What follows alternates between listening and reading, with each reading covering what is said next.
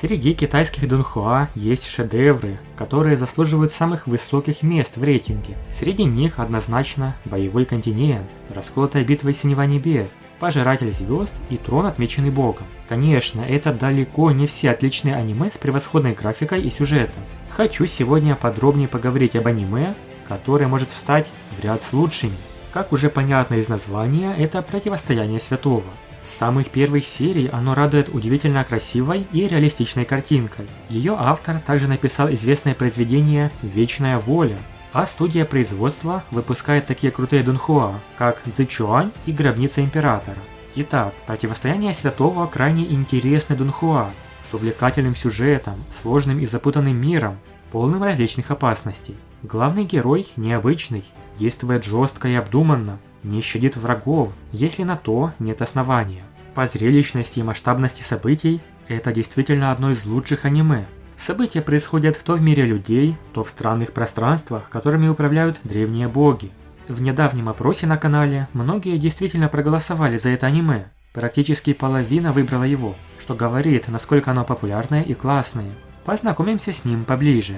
Главный герой Ван Линь – простой парень с бедной семьи. Он стремится помочь своим родителям и заодно стать сильнее, поэтому поступает в секту. Во время отбора он проявляет невиданное упорство. Однако все же ему не хватает времени завершить тест. Но именно это привело к тому, что Ван Линь нашел необыкновенную жемчужину небес, что полностью изменило его жизнь. Если сказать точнее, то эта жемчужина выбрала Ван Линя, поскольку по велению судьбы владелец должен быть необычным. Внутри жемчужины находился сотню лет запечатанный воин, который изначально нашел это сокровище, но был побежден другими мастерами. Именно с этой жемчужины начинается путь Ван Линя к настоящей силе и могуществу, но без своего упорства и искренности ничего бы не удалось.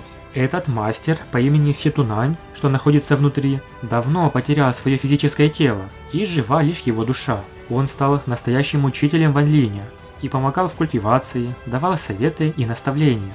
Этот дуэт чем-то напоминает Сяо Яня и учителя Яо Лао. Он также был тайным наставником, который потерял тело и в форме души обучал еще неопытного парня. В этом аниме просто огромный, безграничный мир. И это далеко не одна планета, а множество различных миров, измерений и пространств. Иногда даже можно запутаться в этом огромном множестве. Но зато здесь реально очень интересный сюжет. Тяжело остановиться, так как очень любопытно наблюдать, что же случится дальше.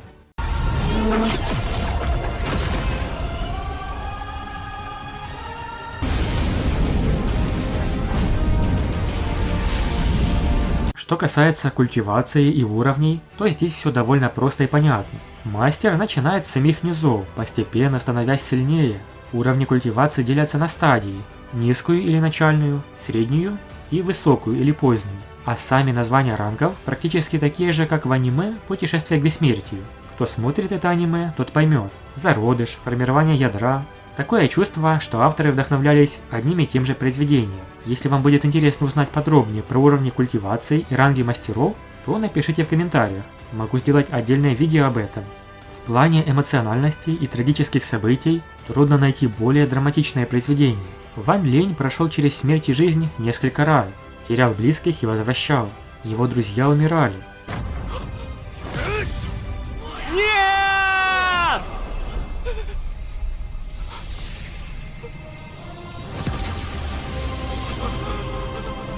Что-то похожее разве что я встречал в аниме «Безупречный мир», где Шихао также пожертвовал собой ради спасения мира. Да, именно по мирозданию «Безупречный мир» очень близок к миру в аниме «Противостояние святого». В целом, это аниме строго рекомендуется к просмотру, поскольку понравится очень многим людям. Оно серьезное, главный герой не какой-то хлюпик, а жесткий парень, что любыми средствами идет к цели. При этом он не щадит врагов, но невинных защищает и помогает.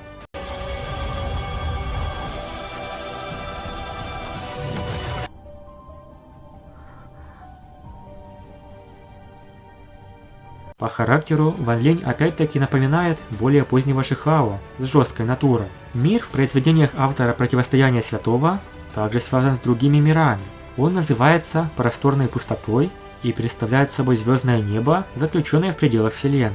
Чтобы покинуть это звездное небо или создать свое собственное, Культиватор должен достичь 4-го шага в своей системе культивации, что является эквивалентом высшей стадии развития на родном континенте.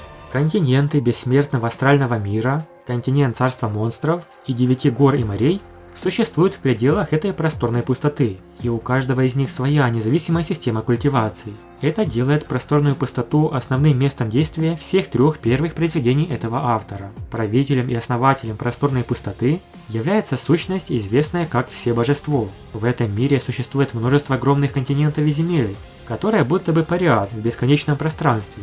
Считается, что мосты, стремящиеся к небесам, могут быть расположены на всех или, по крайней мере, на нескольких из этих континентов. Что ж, аниме «Противостояние Святого» — это действительно отличное произведение, которое можно поставить в ряд с расколотой битвой Синева Небес и Боевой континент. Битвы не хуже, чем в Безупречном мире. Большое спасибо за просмотр. Напишите в комментариях, смотрели ли вы это аниме и какие ваши впечатления. Подписывайтесь, ставьте лайк и всем пока.